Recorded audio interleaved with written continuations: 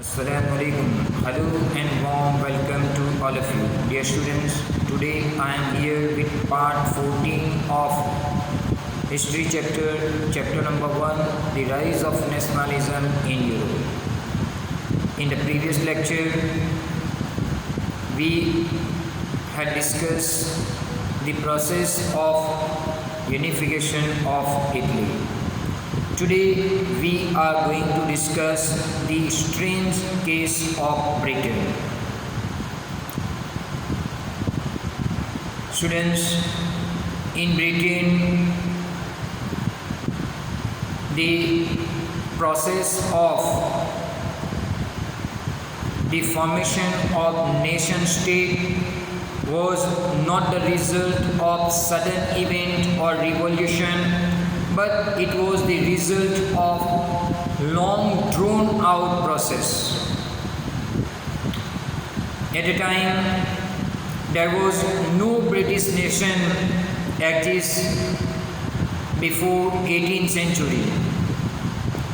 The primary identities of people who inhabited British Island were ethnic ones such as English, Welsh, Scot or Irish. All of these, they have their own cultural and political tradition. But English nation steadily grew in wealth, importance and power. It was able to extend its influence over the other nations of the island. England became more powerful, more wealthier, so they started to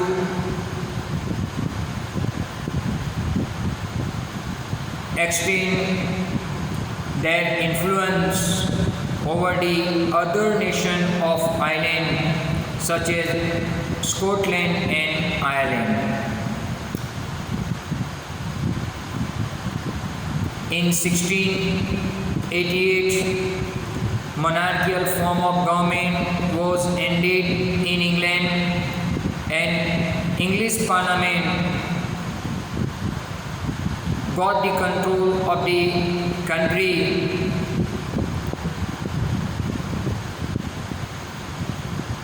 And they decided to form a strong English nation.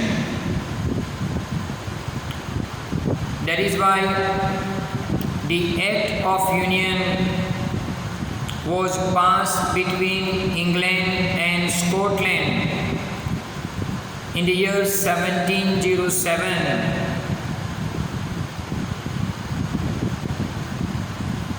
Which resulted in the formation of United Kingdom of Great Britain. In 1707, British Parliament passed Act of Union, and by this Act, Scotland was added into England, and by adding Scotland, it resulted in the formation of United Kingdom of Great Britain. It means that England was able to impose its influences on Scotland. At the time, British Parliament was dominated by English members. So they promoted the growth of British identity and they suppressed the distinctive culture and political institution of Scotland. The Catholic people inhabited it on the highland, they suffered terrible repression whenever they attempted to get their independence. These Scottish Highlanders were forbidden to speak their Gaelic language, and they were also forbidden to wear their national dress. Even large number of Scottish people were driven out of their homeland. So this way we can see clear dominance of England over Scotland after the Act of Union of 1707. Now, Ireland. Ireland also suffered a similar fate like Scotland. Ireland was the country deeply divided between Catholic and Protestant. The English helped the Protestant of Ireland to establish their dominance over largely Catholic country. In Ireland, Catholic were also living and Protestant Christian were also living. But England supported Protestant Christian to establish their dominance over majority Catholic in Ireland. Catholic people revolt against British domination, but it was suppressed.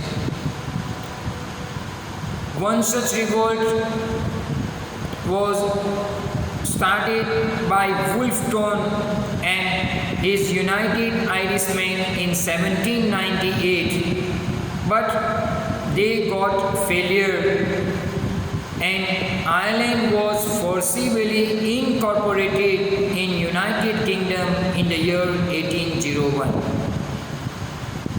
After the failed revolt against English dominance in Ireland, in the year 1801, Ireland was added into United Kingdom of Great Britain. This way, by merging Scotland and Ireland, a new British nation was formed with the clear dominance of English culture. The symbol of the New Britain, the British flag, Union Jack was introduced, the national anthem, God Save Our Noble King,